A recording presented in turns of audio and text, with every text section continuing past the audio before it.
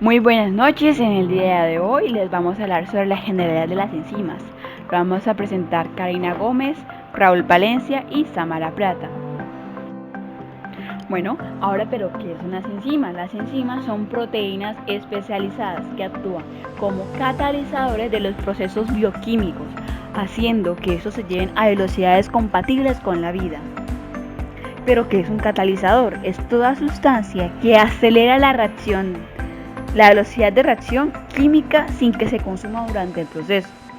Y por esta razón, las enzimas son biocatalizadores que reducen la energía de activación y aumentan la velocidad de las reacciones químicas hasta 10 a la 12 veces si se les compara con las reacciones no catalizadas.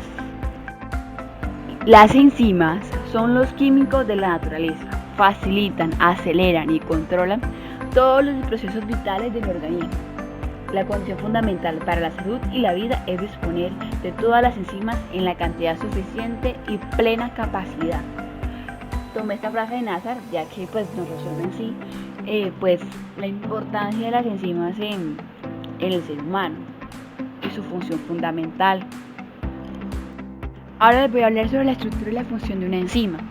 En su estructura globular se entrelazan y se pliegan una o más cadenas polipeptídicas que aportan un pequeño grupo de aminoácidos para formar el sitio activo o lugar donde se adhiere el sustrato donde se realiza esta reacción. Pero recordemos que es un sustrato. Un sustrato son las sustancias sobre las cuales las enzimas van a actuar. Una enzima y un sustrato no llegan a adherirse si sus formas no encajan con exactitud. Es como si fuera una llave y una cerradura. Tienen que encajar de la manera más adecuada para que puedan ejercer su función. Este hecho asegura que la enzima no participe en reacciones equivocadas. Esto es como una forma en que el organismo controla este proceso. La enzima misma no se ve afectada por la reacción, como había hecho anteriormente. Cuando los productos se liberan, la enzima vuelve a unirse a un nuevo sustrato que va a aportar una aceleración de la reacción. Bueno, recordemos la fórmula de una enzima. Una enzima es enzima más sustrato. Me va a dar el complejo enzima sustrato, como podemos ver en la imagen. Y luego me forma el complejo enzima producto.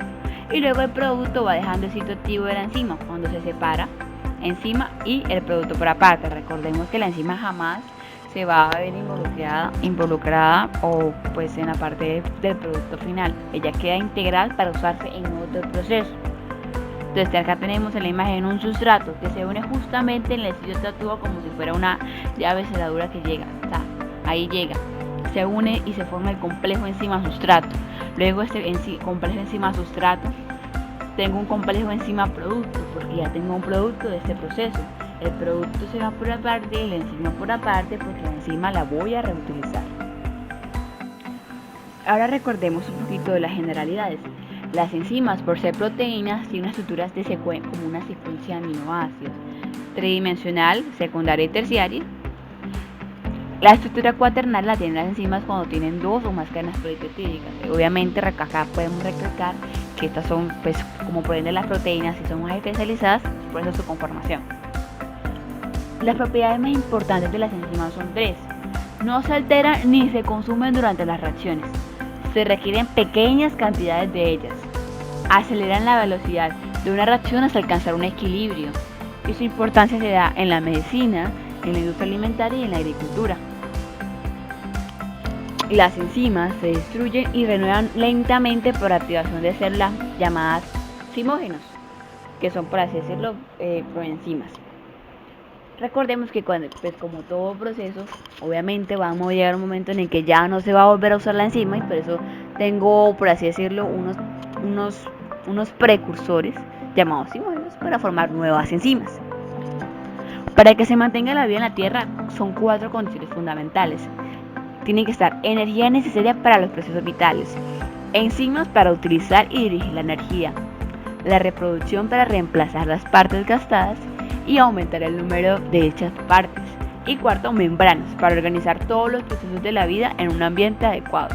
Como podemos ver, dentro de esas 4 condiciones fundamentales mencionamos a las enzimas, ya por eso son tan importantes a nivel de la vida. Y aquí para recordar las sustancias sobre las cuales actúan las enzimas se denominan sustratos. Una reacción enzimática total se puede representar simbólicamente por la ecuación de Michels-Merrill. Tenemos enzima más sustrato, nos va a producir el complejo enzima-sustrato y luego nos va a producir la enzima y el producto final. Las enzimas las podemos clasificar en anabólicas y catabólicas. Las anabólicas son las que combinan los sustratos sintetizando en vez de desdoblar el sustrato y corresponden al 3 al 5% de las enzimas, o sea, son muy pocas. Y las catabólicas, que representan del 95 al 97%, son las que provocan el desdoblamiento del sustrato.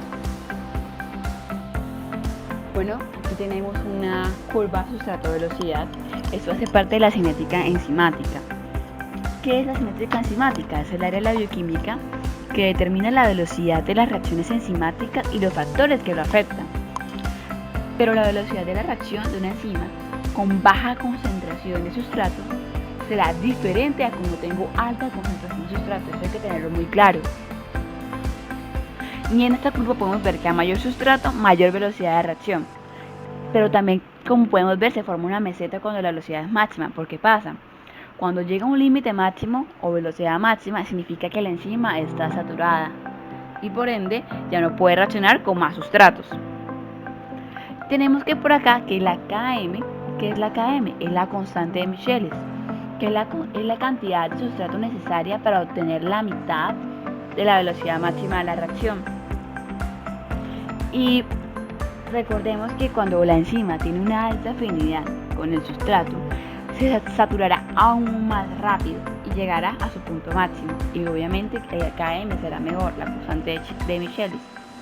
Y cuando tenemos altas concentraciones, como podemos ver acá en la imagen, que se ve como una curva o tipo meseta, esto significa de orden cero. Y cuando tenemos bajas concentraciones, o sea, cuando la curva empieza a ascender, sería de primer orden. Y como podemos ver en la fórmula, indica que B, que es igual a la velocidad inicial, es igual a la velocidad máxima por la concentración de sustrato sobre la constante de Michelis más la concentración de sustrato. Bueno, ahora vamos a hablar un poquito de la nomenclatura. Las enzimas les asigna un nombre de acuerdo a varios conceptos diferentes. Por ejemplo, la primera, la más usada es añadir el sufijo asa al sustrato que se acopla con la enzima. Por ejemplo, urea, ureasa. La segunda forma es que se le añade el sufijo asa al nombre de la reacción que se produce. Por ejemplo, la reacción de oxidar, oxidasa. Y la tercera es que se emplea algún término conocido que generalmente no tiene ninguna relación con la reacción en la que participa la enzima, pero comúnmente, porque desde el descubrimiento de esa enzima es que se le asignó ese nombre, prácticamente por asignación nada más. Por ejemplo, pepsina, tripsina o diastasa. Bueno, la nomenclatura y la última forma de nomenclatura que hay es la creada por la UIB, la cual es la Unión Internacional de Bioquímicos y la Comisión Internacional de Enzimas, la cual crea un completo sistema, algo diferente. Por ejemplo, consiste primero en asignar a cada enzima un número clave sistemático, que consta de 4 dígitos. El primer dígito indica la clase a la cual pertenece la enzima. El segundo dígito indicaría la subclase. El tercero dígito la subclase. Y el cuarto vendría correspondiendo al nombre de la enzima. Por ejemplo, tenemos la alcohol deshidrogenasa, que pertenecería al número enzima clínica 1.111. La alfa-amilasa sería enzima clínica, que significan las siglas E.C 3.2.1.1. Comúnmente nosotros no vemos esto en el ámbito clínico, usamos el nombre normal, pero las empresas y los laboratorios que producen este tipo de enzimas para alguna reacción, por ejemplo PCR, secuenciación, amplificación, para determinar genes y ese tipo de mecanismos, sí usan ese tipo de procesos. Ahora tenemos las proenzimas o zimógenos. Son las formas inactivas de las enzimas para devolverse catalíticamente activas. Las proenzimas deben experimentar una proteólisis. Por ejemplo, tenemos el tripsinógeno, que por medio de la tripsina o la enterosinasa se convierte en tripsina, una enzima activa. La otra sería el pepsinógeno, y la activo por medio de una pepsina e hidrogeniones, y pues obtengo la pepsina. Tenemos ahora los factores que modifican la acción enzimática, que son 4 factores: la concentración de la enzima, la concentración del sustrato, la temperatura y el pH. Son importantes a nivel in vitro en ensayos enzimáticos porque pueden impedir actividades enzimáticas en el plasma de un paciente o una muestra de tejido. Me la puede alterar, me la puede dañar y de pronto no pueda ser codificable o leíble por el método utilizado. Y también modifican la reacción enzimática a la presencia de activadores e inhibidores enzimáticos o agentes desnaturalizantes que se encuentran mucho en el cuerpo. Bueno, ahora hablaremos un poco acerca de lo que es la clasificación de enzimas. Anteriormente era muy complicado clasificar estas enzimas debido a que existe una gran variedad de estas. Entonces la IUV en 1972 decidió clasificar estas enzimas en 6 clases, según su función. La primera clase fue llamada oxidorreductasas, que estas se dividen en otras subclases que hablaremos más adelante. La segunda clase, que son las transferasas. La tercera clase, que son las hidrolasas. La cuarta clase, que son las liasas. La quinta clase, que son las isomerasas. Y la sexta clase, que son las ligasas. Cada una de estas cumplen funciones específicas en nuestros organismos y que nos ayudan en la parte tanto metabólica como de ciertos procesos que requieren de estas. A continuación hablaremos un poco acerca de las oxidorreductasas. Bueno, en primera instancia tenemos las primeras clases, que son las oxidorreductasas. Estas básicamente lo que hacen es catalizar oxidaciones y reducciones aceptando o cediendo electrones. Esto depende mucho del sustrato y debemos tener muy en cuenta de que estas enzimas existen en gran variedad. Básicamente, para saber cómo funcionan estas enzimas debemos tener muy en cuenta que existen dos agentes.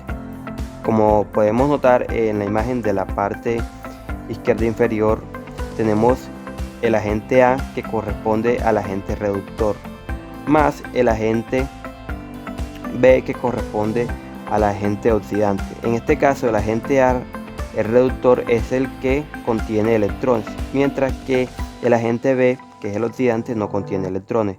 Entonces, cuando se produce una acción de una oxidorreductasa, lo que va a pasar es que el agente reductor se va a oxidar, o sea, va a perder electrones, y el agente B, el oxidante, se va a reducir, o sea, va a ganar electrones, y nos va a quedar como producto final que el agente A termina siendo oxidante y el agente B termina siendo reductor.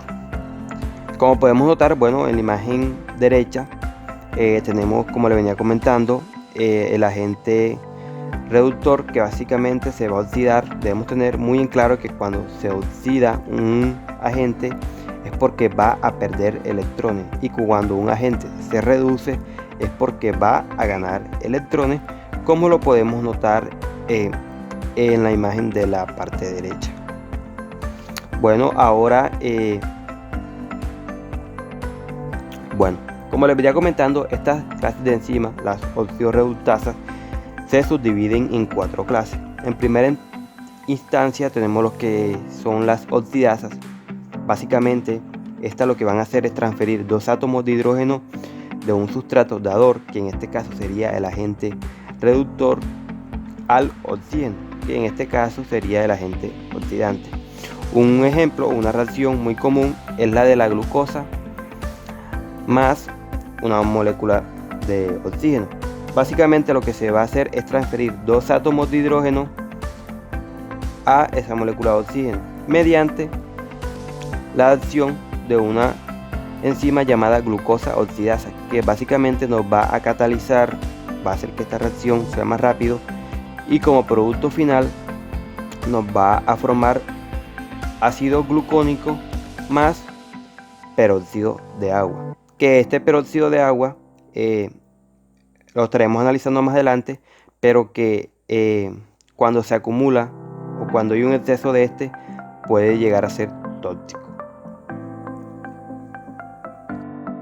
Bueno, ahora en la tercera subclase, que son las deshidrogenasas. Estas son muy importantes en lo que tiene que ver con la cadena respiratoria, y básicamente lo que van a hacer es catalizar la transferencia de hidrógeno de un sustrato a otro. En este caso, bueno, en el caso de la importancia de la cadena respiratoria, tenemos a la molécula de piruvato, que se nos forma mediante la glucólisis, y este es nuestro producto final. Entonces, básicamente, ese piruvato va a pasar a lactato mediante un tipo de enzima llamado lactato deshidrogenasa. Por lo general, este término deshidrogenasa lo van a escuchar mucho en lo que son las reacciones de las rutas metabólicas. Pero aquí, en este ejemplo, lo único que quiero que noten es que a ese piruvato se le va a añadir un átomo de hidrógeno, y eso va a hacer de que su estructura cambie un poco, y en este caso como producto final nos va a formar lactato. Entonces, básicamente la función de esta enzima es añadir hidrógenos. Bueno, ya para terminar esta clase de enzimas, tenemos a las hidroxiperoxidasas. Estas hidroxiperoxidasas se dividen en peroxidasa y en catalasa, pero no vamos a ahondar mucho en ello. Lo importante aquí es que tengamos claro de que este tipo de enzimas van a utilizar al peróxido de hidrógeno como sustrato, con el fin de neutralizar el potencial oxidativo destructor que estos tienen. Porque digamos que un ejemplo claro es que en el metabolismo del oxígeno se producen radicales libres y peróxidos de hidrógeno. Estos peróxidos, como les iba comentando, en gran cantidad pueden provocar un estrés oxidativo, y es allí cuando esta enzima participa para buscar disminuir la cantidad de peróxido de hidrógeno que podemos tener en nuestro organismo. Y básicamente esa es la función de esta enzima. Bueno, la segunda clase de enzimas son las transferasas. Estas transferasas lo que hacen es catalizar la transferencia de un grupo químico como grupo glucosilo, metilo o fosforilo, teniendo en cuenta que incluyen el hidrógeno entre los sustratos. Así como reacción general, tenemos, por ejemplo, a un sustrato A, que es el donador, y a un sustrato B, que es el receptor. En este caso, el sustrato A va a contener cualquier grupo químico, que en este caso está denotado con la letra X. Entonces, digamos que en el sustrato A, ese sustrato contiene cierto grupo químico, y ese grupo químico será transferido mediante una transferasa a el sustrato B. Entonces, como producto final, cuando se da la reacción, nos queda que el sustrato A transfiere el grupo químico a el sustrato B, y esa es como la reacción general. Un ejemplo muy importante, y esta enzima participa mucho en lo que tiene que ver con las rutas metabólicas también. El ejemplo más común es la glicosiltransferasa. Esta glicosiltransferasa básicamente en la primera reacción de la glucosa lo que va a hacer es transferir un grupo fosforilo al carbono 6 de la glucosa, y nos va a quedar como producto inicial tenemos la glucosa, y como producto final, mediante la reacción de este tipo de transferasa, nos va a quedar la glucosa 6-fosfato. ¿Y por qué glucosa 6-fosfato? Porque le añadimos el fosfato en el punto 6. Y básicamente este grupo fosfato fue añadido por acción de el ATP, que el ATP es la mayor fuente de energía que tiene nuestro organismo. Y cuando ese grupo ATP transfiere, mejor dicho, el grupo fosforilo a la glucosa, este como producto final también queda en ADP. Bueno, en la tercera clase de enzimas tenemos a lo que son las hidrolasas. Básicamente estas hidrolasas van a catalizar la división hidrolítica de enlaces como carbono-carbono, carbono-oxígeno, carbono-nitrógeno y otros enlaces covalentes, como lo son los de tipo éster, peptídico y glucósido. Este tipo de enzimas pertenecen a las enzimas digestivas, que redondean entre unas 22.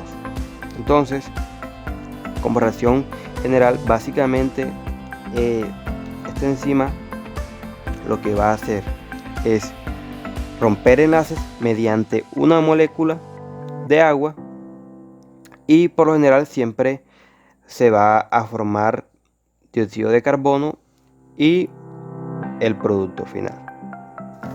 Un ejemplo muy común es la reacción de la urea con la molécula de agua, que esta molécula de agua va a causar una hidrólisis mediante la enzima ureasa, que es específica de la urea, y como producto final nos va a quedar el dióxido de carbono más 2 moles de amoníaco. Entonces básicamente esta enzima o este tipo de enzima lo que busca es romper enlaces para generar ciertos productos finales que requiere el organismo en ciertos casos. Y básicamente eso es todo de este tipo de enzimas. De la clasificación de enzimas son las liasas. Básicamente estas liasas van a catalizar la división de enlaces también de carbono-carbono, carbono-oxígeno, carbono-nitrógeno y otros enlaces covalentes mediante la eliminación de un grupo químico, dejando por lo general dobles enlaces. Bueno, un ejemplo así de pronto importante es la aldolasa, la cual participa en la glucólisis, la fumarasa, la cual participa en el ciclo de Krebs. Estas son rutas metabólicas que van a formar energía, o que ese es el fin.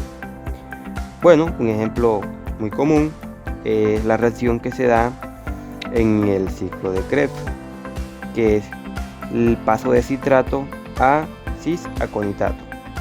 Y este paso de citrato a cis-aconitato básicamente se da por la acción de una liasa, que en este caso es llamada aconitasa.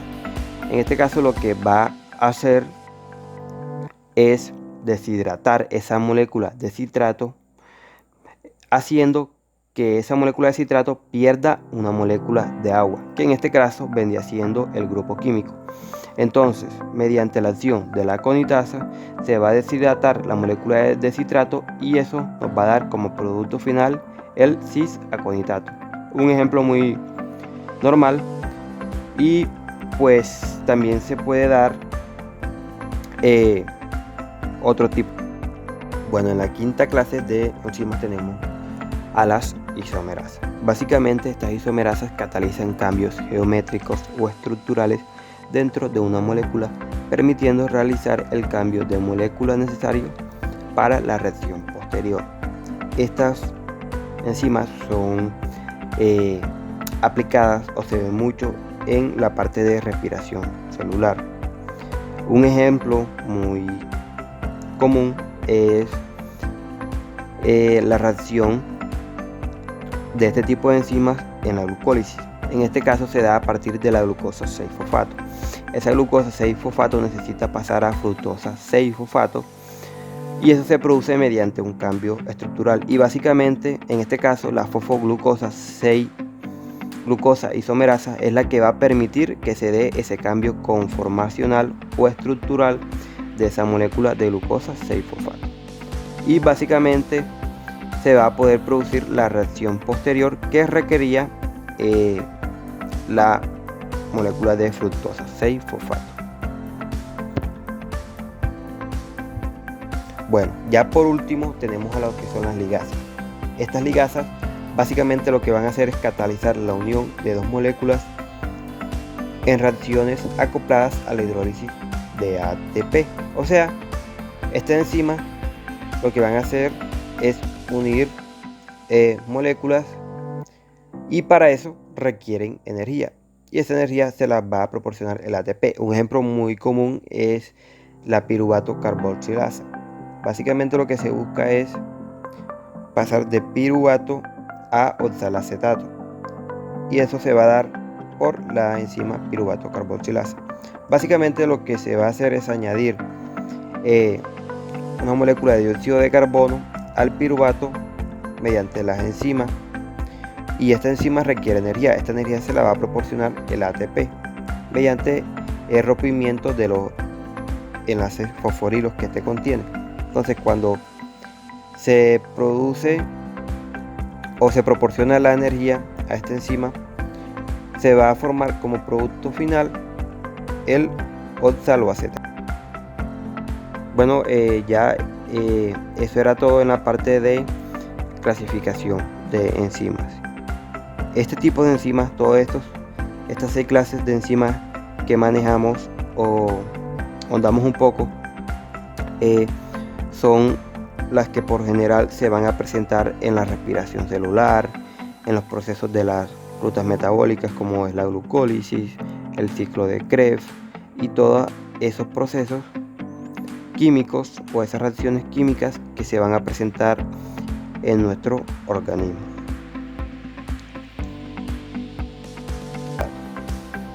Bueno, ahora hablaremos un poco acerca de los cofactores enzimáticos. Básicamente, estos cofactores enzimáticos son elementos que se encuentran en el sitio activo, los cuales ayudan a que se lleve a cabo la reacción enzimática. Bueno, para entender un poco mejor la parte de los cofactores, es importante saber la estructura de una enzima o holoenzima, y también nos va a ayudar a entender un poco más acerca de los inhibidores enzimáticos. Pero podemos empezar por describir la estructura de la enzima. Básicamente, la estructura de la enzima está compuesta por una parte proteica, que es llamada apoenzima, más un cofactor, que puede ser tanto metálico, o sea, no proteico, o mediante una coenzima, que por lo general son compuestos orgánicos. Más adelante ahondaremos un poco acerca de este tipo de cofactores, pero es importante saber la estructura. Entonces, en la parte derecha tenemos, bueno, en verde, a lo que es la parte proteica, que es la parte apoenzima. Ahí vemos como una hendidura. En esa hendidura, pues, es donde se va a adherir el cofactor o coenzima. Cualquiera de los dos puede ser, dependiendo del sustrato que se vaya a adherir. Entonces, básicamente, este tipo de cofactor o de coenzima se van a añadir en el sitio activo, y es lo que va a permitir que nosotros podamos hacer la reacción enzimática cuando llegue el cofactor, y eso es lo que es llamado enzima o holoenzima. Bueno, hablaremos un poco acerca de los cofactores, o también llamados iones metálicos. Estos iones metálicos son componentes inorgánicos que por lo general todos son cationes. Estos iones metálicos se van a adherir a la enzima, a la parte proteica, a la parte llamada apoenzima, mediante enlaces débiles, cuando hablamos de cationes como el potasio, el calcio o el magnesio. Y también se pueden añadir de manera fuerte, o sea, con enlace fuerte, cuando hablamos de que el ion es un metal, como el hierro o el cobre. Bueno, es importante saber cómo actúa un cofactor. En este caso vamos a hablar un poco acerca de la primera reacción que se da en la glucólisis. Básicamente aquí el cofactor que va a interactuar con esta reacción es el cofactor de magnesio. Esta glucosa necesita ser fosforilada para que se pueda dar la reacción posterior a la glucólisis. Entonces va a necesitar que se adhiera un grupo fosforilo a esta molécula de glucosa, y eso se va a dar mediante la enzima hexoquinasa y el cofactor magnesio. Básicamente lo que hace el cofactor magnesio es estimular o proporcionar la ruptura de un grupo fosforilo del ATP. El ATP está compuesto por 3 grupos fosforilo y una adenosina, por eso es que se llama adenosin trifosfato. Entonces el cofactor magnesio me va a proporcionar la ruptura del grupo fosforilo, en este caso gamma, para que este pueda ser adherido al carbono 6 de la molécula de glucosa mediante la enzima hexoquinasa. Entonces, cuando este ion interactúa con la molécula de ATP, se va a producir la ruptura y por ende este grupo fosforilo se va a poder adherir a la glucosa y me va a formar como producto final glucosa 6-fosfato. Entonces nos podemos dar cuenta de que estos cofactores van a ser importantes para que se pueda dar la reacción de manera correcta. Algo muy importante que hay que tener en cuenta de este tipo de cofactores, que son los iones metálicos, es que estos se van a añadir al sitio activo cuando el sustrato va a hacer presencia en la enzima, mientras estos cofactores no harán presencia en la parte de la apoenzima. Y es importante saber más o menos cómo es el funcionamiento de un cofactor. En este caso citamos el ejemplo de la glucólisis. Bueno, otro tipo de cofactor son las coenzimas.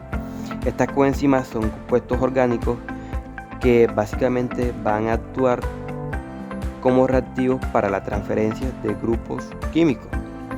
Un dato importante es que estas coenzimas son específicas según el grupo donador o receptor, y podemos dividir a las coenzimas en cosustratos o grupos prostéticos.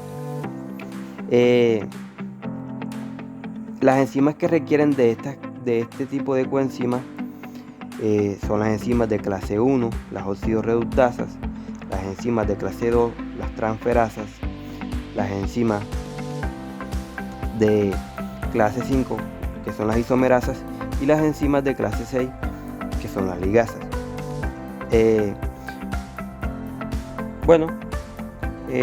Hablando un poco de cómo se subdividen las coenzimas, tenemos a los cosustratos, y estos cosustratos se unen al sitio activo parcialmente cuando llega el sustrato, y cuando termina la reacción se separan del sitio activo, mientras que los grupos prostéticos por lo general siempre van a estar adheridos a la enzima. Bueno, un ejemplo muy común es la transferencia del grupo gamma del grupo fosforilo a la glucosa 6-fosfato.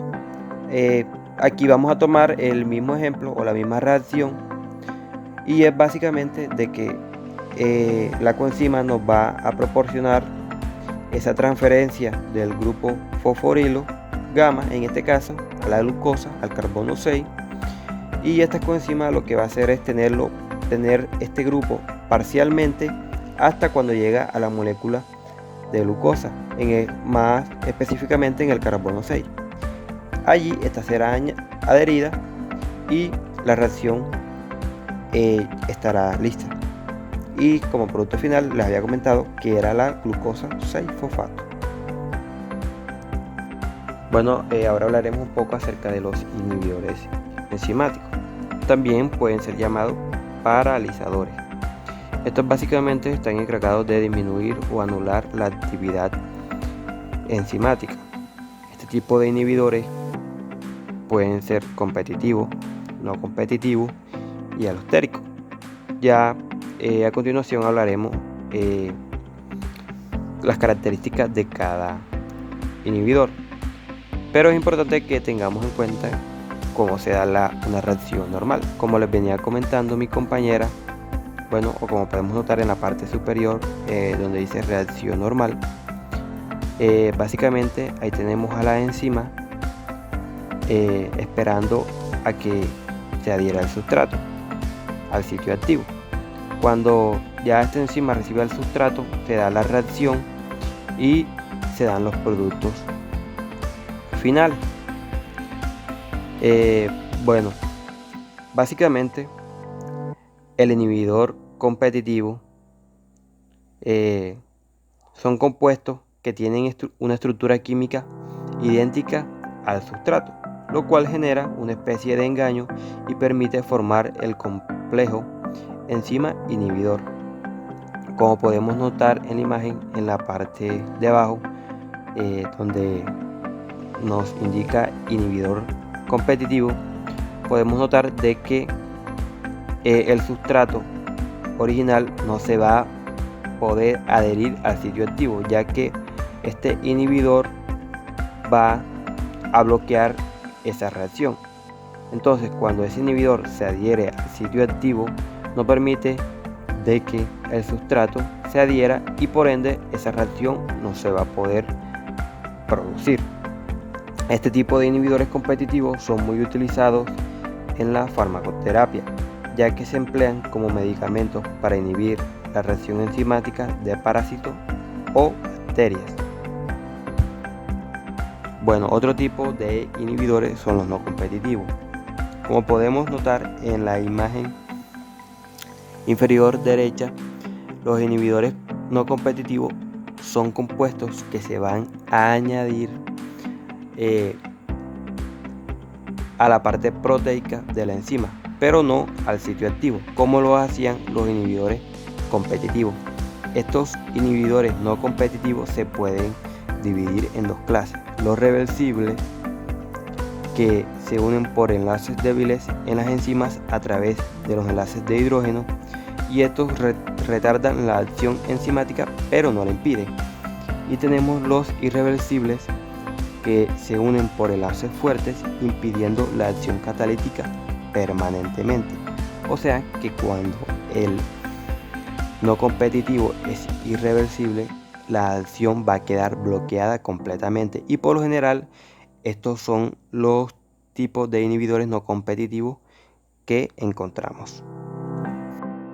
Bueno, y por último tenemos los inhibidores alostéricos, que básicamente estos inhibidores alostéricos también se unen a un punto diferente del sitio activo.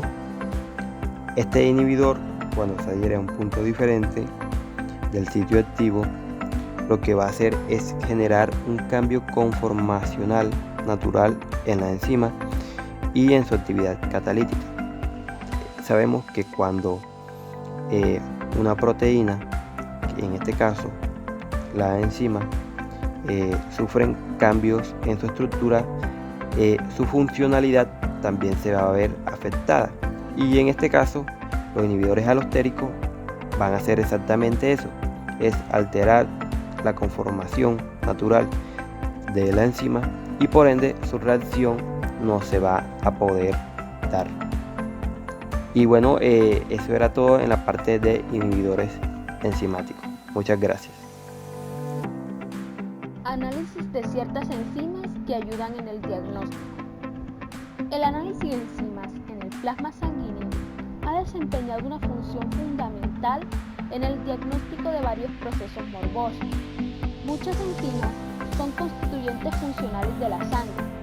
Entre algunos ejemplos podemos encontrar la pseudocolinesterasa, la lipoproteína lipasa, así como componentes de la cascada de eventos en la coagulación de la sangre y la disolución del coágulo. Este gráfico que vemos ahí es el inicio de la pentosa fosfato, mediante el cual se toma un carbohidrato de 6 carbonos, como la glucosa, Este se va a modificar hacia una pentosa que haga parte de lo que vendría siendo los nucleótidos como tal. Porque como saben, los nucleótidos están compuestos por una base nitrogenada, un grupo fosfato y una pentosa, es decir, un azúcar pentosa. Entonces, la vía de la pentosa fosfato es como una desviación de la glucólisis normal, porque cuando se da la fosforilación de la glucosa, entonces lo que pasa es que interviene la glucosa 6-fosfato deshidrogenasa para formar la 6-fosfoglucolactona. Aquí pues se puede dar una deficiencia o un exceso de esta enzima, la glucosa 6-fosfato deshidrogenasa, y que esto también se puede medir de manera indirecta por medio de la cuantificación de la cantidad de la glucosa 6-fosfato. Lo que pasa con el magnesio es que en todas estas reacciones metabólicas es muy importante porque actúa como un cofactor, es decir, que lo que nos va a permitir en muchas ocasiones es que se den las reacciones como tal. Pero hay que tener en cuenta que esto se llama óxido-reducción.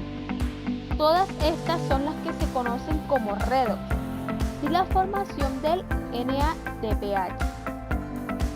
Este se da pues por el proceso que empiezan a ceder esos electrones y por tanto pasa a ser un cofactor reducido, que después va a servir para utilizarlo en lo que tiene que ver con la cadena de electrones, es decir, la fosforilación oxidativa.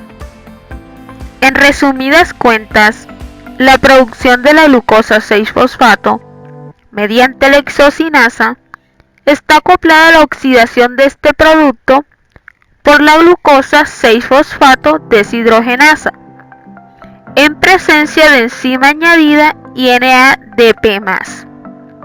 Cuando hay un exceso de glucosa 6-fosfato deshidrogenasa, el índice de formación de NADPH, que puede medirse a 340 nanómetros, está regido por el índice de formación de la glucosa 6-fosfato por la exocinasa.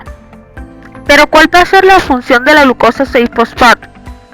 Pues aquí se va a expresar esta enzima para eliminar el grupo fosfato, de esta manera producida en la ruta de la gluconeogénesis.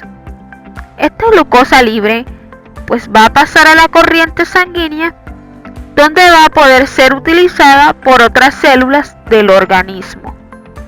Antes de hablar un poco acerca de esas enzimas utilizadas en el diagnóstico clínico, explicaré un poco acerca de las enzimas séricas. El análisis cuantitativo de la actividad de las enzimas o de otras proteínas liberadas, por lo general en el plasma o suero, aunque también en orina o en diversas células, proporciona información respecto al diagnóstico, el pronóstico y la respuesta al tratamiento. Cuando hablamos de enzimas séricas, nos referimos a aquellas enzimas que son importantes para diagnosticar y controlar una gran variedad de patologías. Estas enzimas séricas las podemos dividir en dos: las funcionales y las no funcionales. Las funcionales en el plasma constituyen su sitio normal de acción. Su concentración es mayor que la del tejido donde se produce. A este grupo van a pertenecer la pseudocolinesteraza, la ceruloplasmina, lipoproteína lipasa, así como las enzimas que intervienen en la coagulación. Tienen su función definida y específica en el medio. Pero cuando hablamos de las no funcionales, es que no tienen función conocida en el medio. Y esto se da porque no dispone de la cantidad de sustratos, cofactores o activadores a nivel plasmático. porque su concentración plasmática es considerada menor que los niveles tisulares. Principales enzimas séricas usadas en el diagnóstico clínico. En el análisis de la actividad enzimática de manera característica, se emplean valoraciones cinéticas estándar de índices de reacciones iniciales. El siguiente cuadro que voy a mostrar a continuación tiene una lista de enzimas que ayudan en el diagnóstico clínico. Este cuadro fue sacado del libro de Harper, 29ª edición. Empezaremos con la aminotransferasa y la aspartato aminotransferasa, que se utiliza para el diagnóstico de infarto de miocardio. La ananina aminotransferasa para la hepatitis viral. La amilasa, que se usa para diagnosticar la pancreatitis aguda. La celuroplasmina para la enfermedad de Wilson. La creatina sinasa para trastornos musculares e infarto de miocardio. La gamma-glutamiltransferasa para diversas enfermedades hepáticas. La isocima 5-lactato deshidrogenasa para enfermedades hepáticas. La lipasa para diagnosticar pancreatitis aguda. La fosfatasa ácida para los carcinomas metastásicos de la próstata. Y la fosfata alcalina para diversos trastornos óseos, enfermedades hepáticas obstructivas. Pero ojo, aquí hay que tener algo en cuenta, y es que estas enzimas no son absolutamente específicas para la enfermedad que indican. Descubrimiento de fármacos.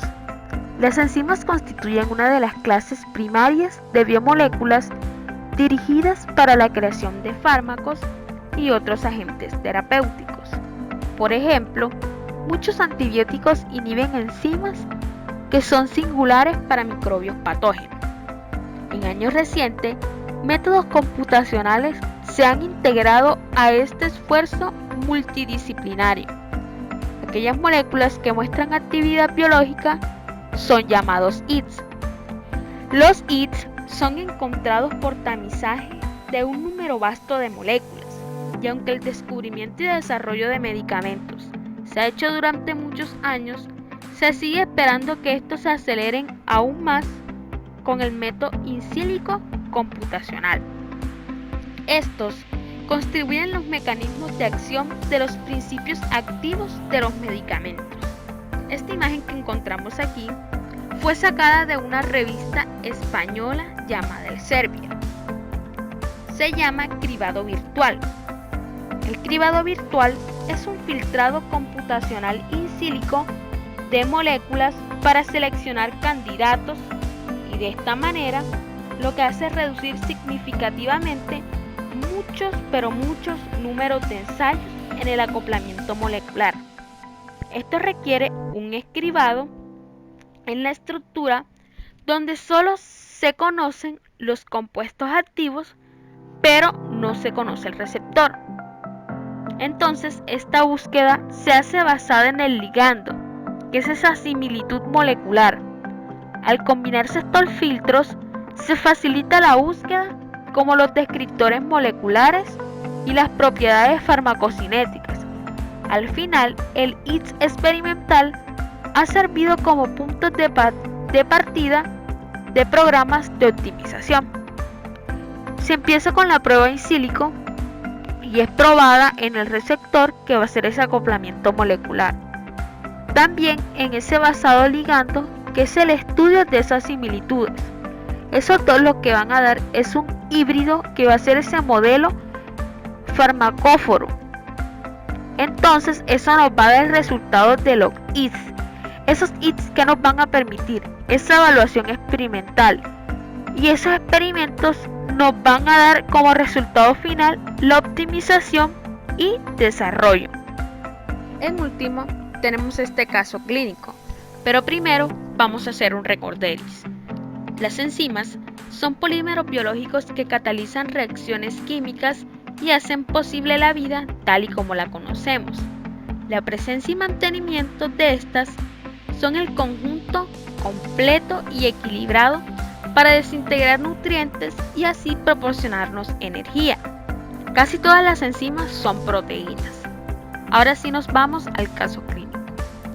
Un hombre de 50 años ingresa en el hospital con fatiga general, rigidez de hombro y cefalea. Mide 1,80 metros y pesa 84 kilogramos. Su presión arterial es de 196/98. Los valores normales inferiores a 140/90. Valor óptimo inferior a 120/80. La frecuencia de su pulso es de 74. Se le diagnostica hipertensión y se le administra captopril, un IECA. A los 5 días del tratamiento, esta presión arterial vuelve a su estado normal. Los IECA es la enzima convertidora de angiotensina que contribuyen en la regulación de la presión sanguínea. Hablaremos entonces del sistema de la renina-angiotensina. En primera instancia, el sistema renina-angiotensina-aldosterona consiste en esa secuencia de reacciones diseñadas para ayudar a regular la presión arterial.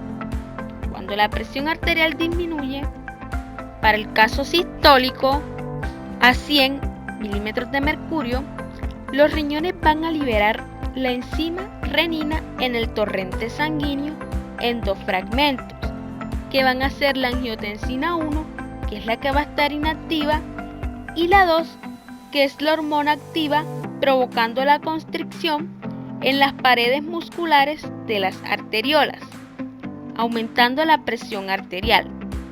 Esta desencadena la hormona aldosterona por parte de las glándulas suprarrenales y de la vasopresina, que es la hormona antidiurética, provocando la retención de sodio por parte de los riñones. La aldosterona también va a provocar que los riñones retengan potasio. Por tanto, el IECA fue un objetivo importante del tratamiento de la hipertensión, porque el captopril inhibió competitivamente la ECA y redujo la presión arterial. Gracias, esperamos que el video te haya servido de mucho. Si te ha gustado, no olvides darle like y suscribirte a nuestro canal Chi Me Ayudas.